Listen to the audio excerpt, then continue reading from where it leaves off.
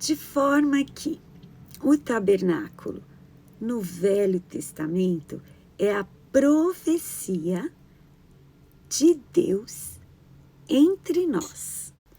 Já Jesus feito carne é Deus entre nós, Emanuel, Deus conosco, Deus morando com a gente, tabernaculando aqui na terra, entre as pessoas, pisando aqui no chão do planeta Terra, entre nós, seres humanos. Emanuel, né? Como é o nome que Jesus é chamado, Deus conosco. E o Novo Testamento? O Novo Testamento é Deus habitando em nós. Nós sendo o templo, o tabernáculo, nós sendo a casa de Deus, através do seu Espírito Santo.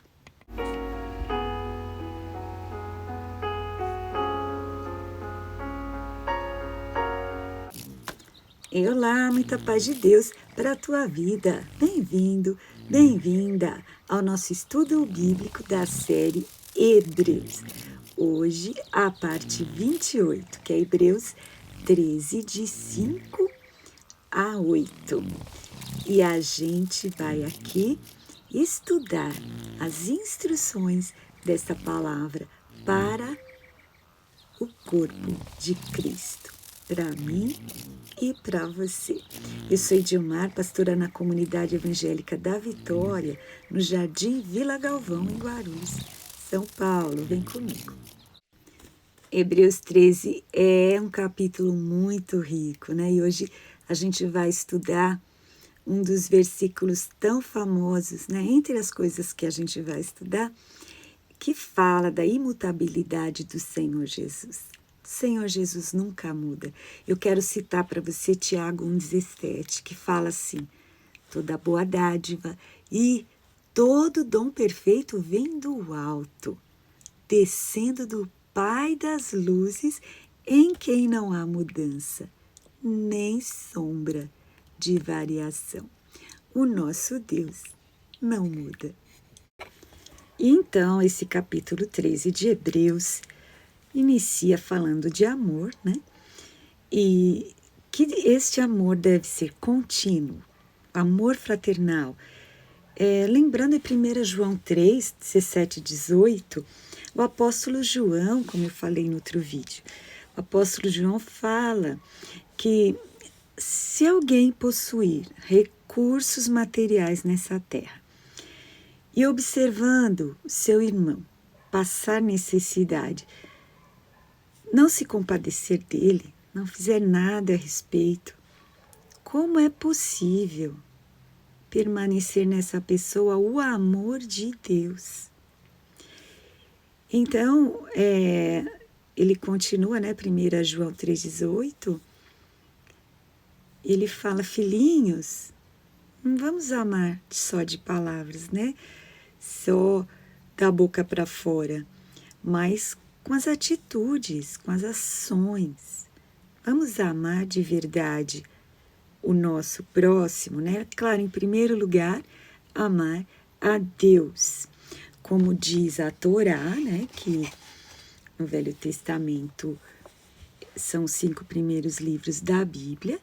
E como diz também o Novo Testamento, Mateus 22, 34 a 40, o próprio Jesus falou: amar a Deus em primeiro lugar, mas também ao próximo, como a si mesmo.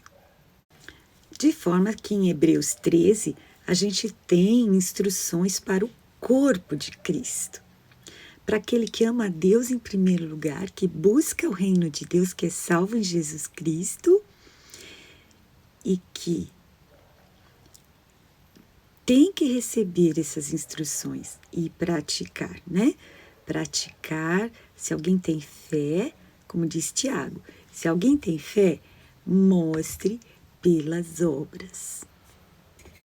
Então, retomando, ele fala da hospitalidade, quando a gente deve estender a mão para algum necessitado, mais uma vez com prudência, com responsabilidade. e pela direção do Espírito Santo, sempre, sempre, sempre. E lembrar dos encarcerados, né? Ajudar de alguma forma, orando também, mas também ajudando de outras formas. E também de quem é maltratado, de quem sofre. E mais uma vez, o livro de Hebreus fala, né? Como se você estivesse sofrendo no seu próprio corpo. Como é o mandamento, né? Amar o próximo como a si mesmo. E ele fala, Hebreus 13:4, nesse amor que a gente deve ter ao próximo, a gente deve dar honra, dignificar, né? Porque o casamento deve ser digno de honra, deve ter respeito, deve ser considerado importante e deve ser respeitado. Então, o nosso comportamento moral é levado em conta diante do Senhor, né? Então, não vale tudo como a pessoa faz o que quer, o que deseja, o que gosta, o que sente vontade, né? Porque o Senhor vai julgar e a gente vai prestar conta. E, além disso, o plano que Deus tem para nós é melhor e maior do que o nosso próprio pensamento.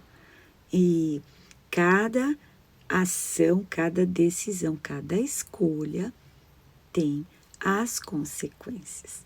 Se tem alguém que quer ver a gente feliz, como eu já falei, esse alguém é o nosso Pai do céu. Ele é o nosso Criador. Ele sabe o que é melhor para nós. Hebreus 13:5 fala que os nossos costumes devem ser sem avareza, sem cobiça, né? Aquele famoso olho grande. E a pessoa que é avarenta, ela não vai pensar no próximo. Sempre mão fechada, sempre egoísta, sempre aquilo que é visado o seu próprio bem. E o Senhor fala, do jeito que você visa o bem a si mesmo, também deve ter um olhar de compaixão para com as pessoas. E ele fala aqui, contentai-vos com o que tendes. Por quê? Isso envolve gratidão, gratidão a Deus. Ter um olhar para aquilo que Deus nos dá e não somente aquilo que a gente acha que a gente deveria ter. E o apóstolo Paulo fala isso, né? Lá em Filipenses, ele fala assim, olha, eu sei ter fartura, mas eu sei também passar necessidade.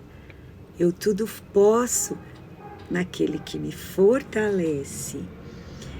Então, aqui está falando o Hebreus 13:5, que a gente deve ter alegria e ser grato com aquilo, né? Implica a gratidão daquilo que Deus nos dá, porque Ele disse que não vai nos deixar, não vai nos desamparar.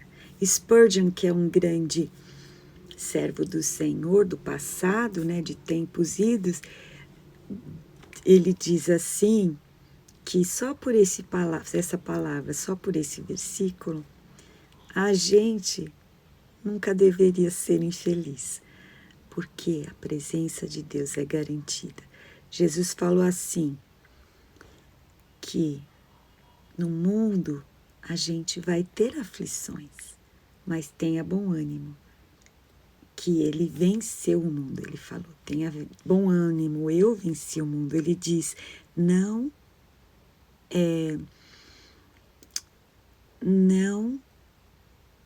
vos deixarei, eis que estou convosco todos os dias.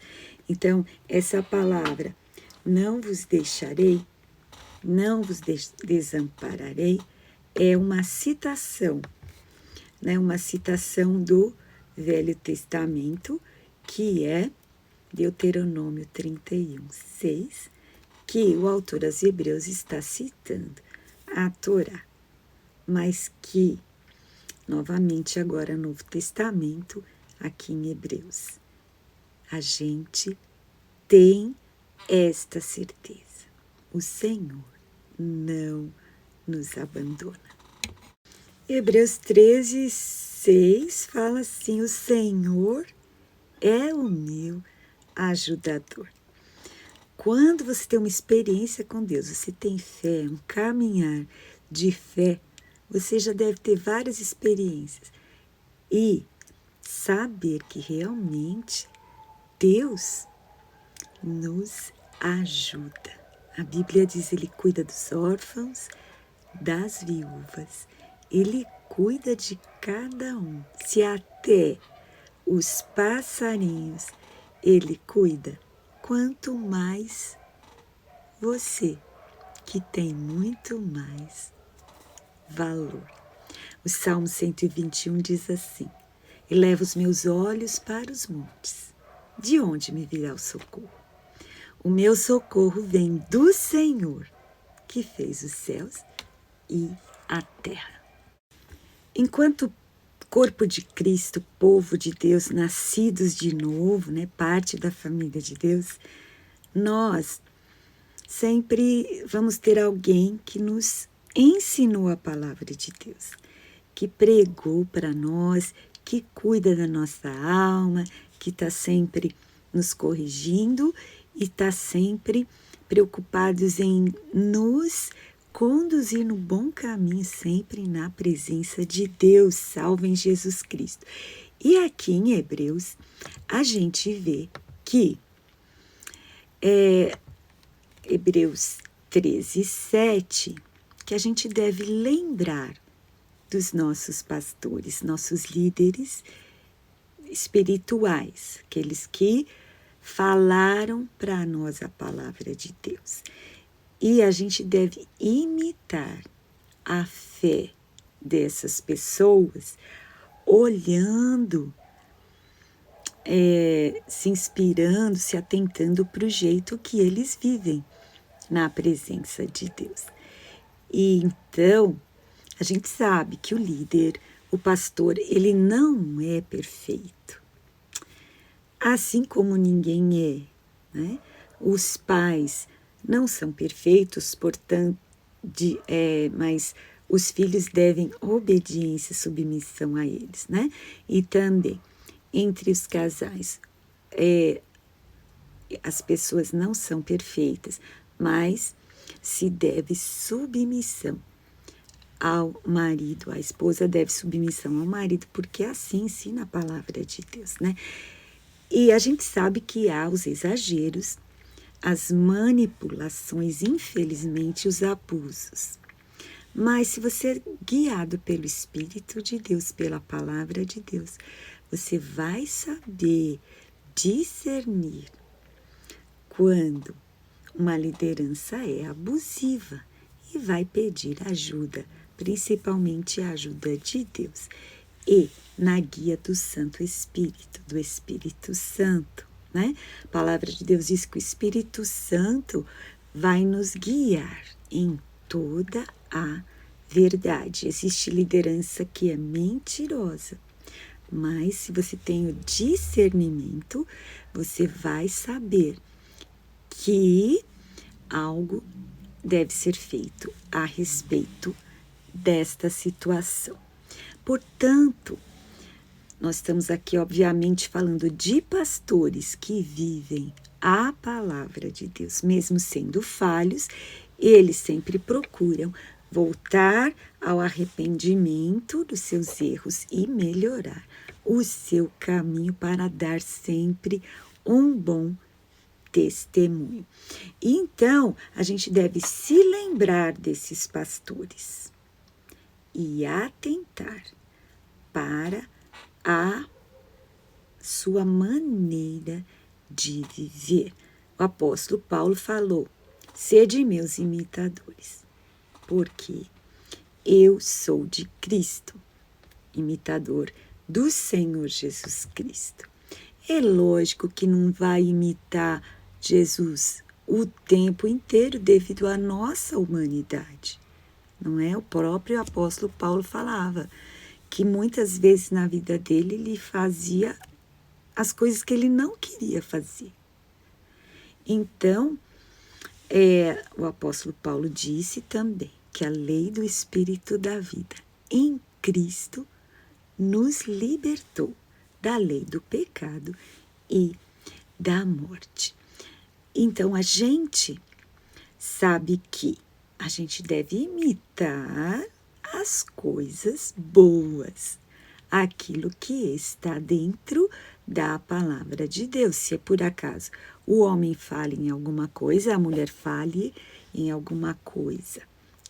Claro que a gente não vai imitar o erro.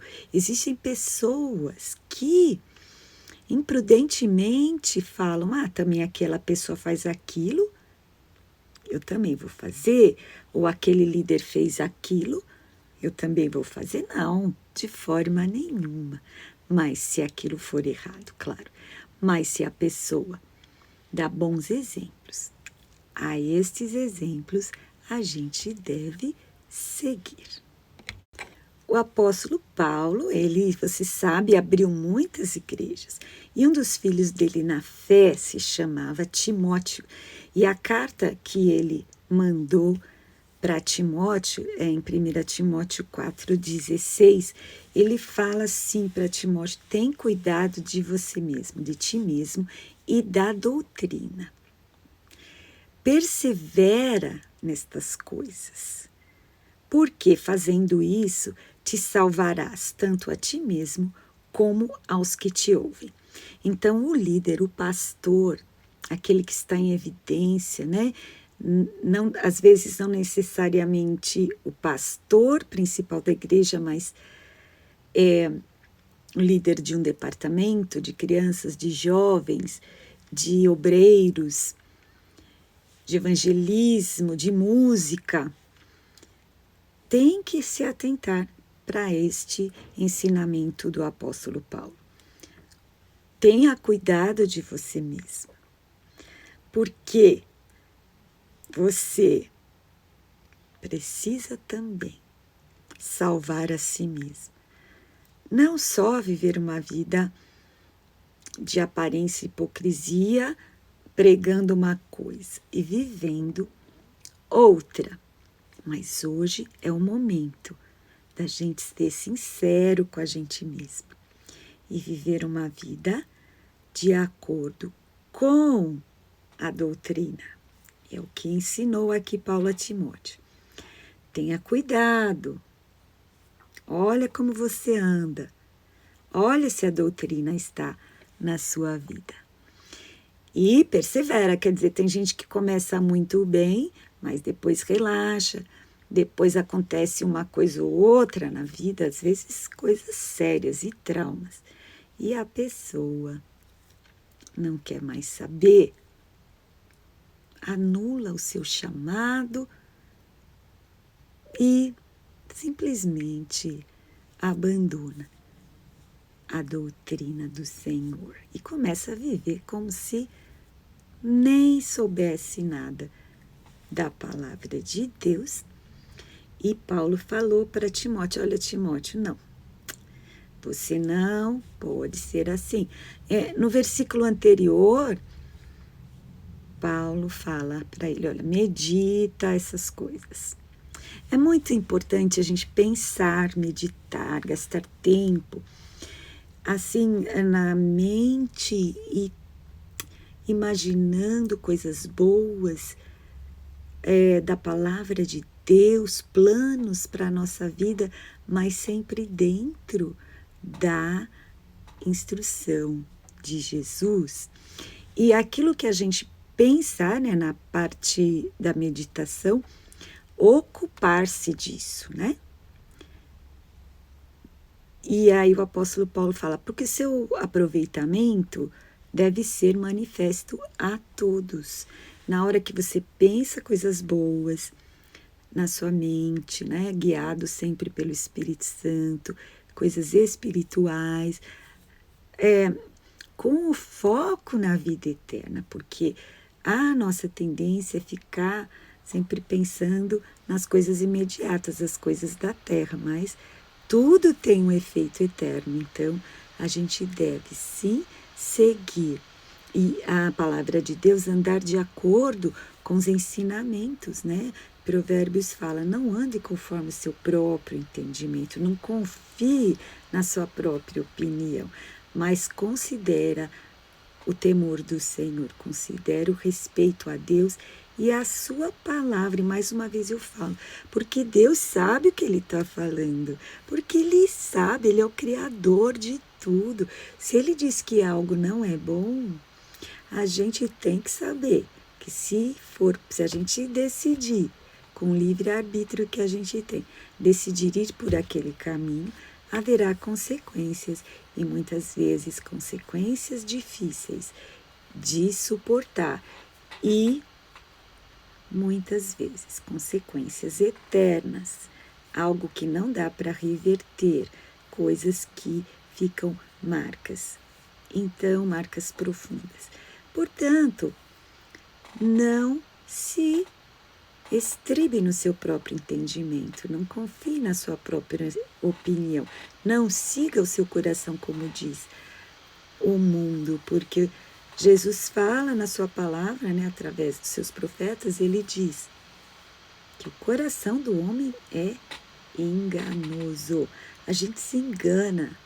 Muitas vezes a gente acha que quer uma coisa e nem quer, no outro dia muda de ideia, e assim é o ser humano muitas vezes. Por isso que Deus deixou a sua palavra para a gente andar nela. Hebreus 13:8. Jesus Cristo é o mesmo, ontem, hoje e para sempre. Então, a natureza do Senhor Jesus, a natureza que Ele tem, porque Ele é Deus. Jesus é o Filho de Deus, mas Ele também é Deus. Ele é eterno e sempre foi, é e sempre será Deus. Isso se chama, para muitos teólogos, imutabilidade. A imutabilidade do Senhor Jesus Cristo. Ele não muda através dos anos. Ele sempre será. Yeshua HaMashiach, Jesus, o Messias verdadeiro, que é Deus. Ele habitou entre nós como homem, cheio de graça e de verdade, sendo 100% homem e 100% Deus. Então, as palavras que ele fala são espírito e verdade, e elas também não mudam. Como diz aqui Mateus 24:35. Os céus e a terra passarão, mas as minhas palavras jamais passarão. Jesus falou, né? Então, a palavra do Senhor é firme, está firmada para sempre nos céus. E o seu reino é um reino eterno. E o reino do Senhor, ele fez com que o homem, quando eu falo homem, se refiro à humanidade, os seres humanos, homem e mulher, para que as pessoas, ele fez com que as pessoas tenham acesso e pertençam a esse reino, vejam esse reino, sejam parte do seu reino, o reino dos céus. Hebreus 13:8, Jesus Cristo é o mesmo, ontem, hoje, eternamente. E essa imutabilidade, esse atributo do Senhor Jesus, em que ele não muda, dá uma confiança, uma firmeza para nós. Ele é uma rocha eterna. Seus atributos eternos também são a sabedoria, a sua misericórdia, seu amor, a sua graça. Ele é todo poderoso, pode todas as coisas, né? No seu poder, ele é grande, ele é tremendo, ele é todo poderoso. Ele é onipresente, ele está presente em todos os lugares, né? Por ele ser Deus, ele tem este poder, essa capacidade. E ele está com você num momento difícil, né? Muito lindo o versículo da palavra de Deus que fala: num alto e sublime trono eu habito, mas eu me atento para o humilde de coração, né? Para aquele que sofre, para aquele que é pequenino. Então ele é onipresente, ele está em todos os lugares. Ele é onisciente, ele sabe todas as coisas, ele tem todo conhecimento, toda a ciência vem de Deus. Tudo que é descoberto é porque Deus permitiu que o homem tivesse acesso a este conhecimento das leis que ele mesmo criou, tanto da física como qualquer lei espiritual ou qualquer outra coisa que há no universo. Todas as coisas ele criou e por seu intermédio foram criadas. Tudo ele fez, tudo ele formou para o louvor da sua glória. E a palavra de Deus diz que ele sabe o número das estrelas. Ele sabe até o número dos fios de cabelo da nossa cabeça. Então, conhecimento, a grandeza de Deus é incomparável, vai além do nosso entendimento. Então, Deus sabe tudo, tudo está no controle das suas mãos. E Ele sabe o que é melhor para você. Você sabia que Jesus te ama tanto? E Ele sabe que Ele tem planos maravilhosos para a sua vida. Ele sabe o que é melhor, como eu disse, para cada um de nós. Eu quero desafiar você a orar como o salmista orou no Salmo 139, né? Sonda-me, ó Deus.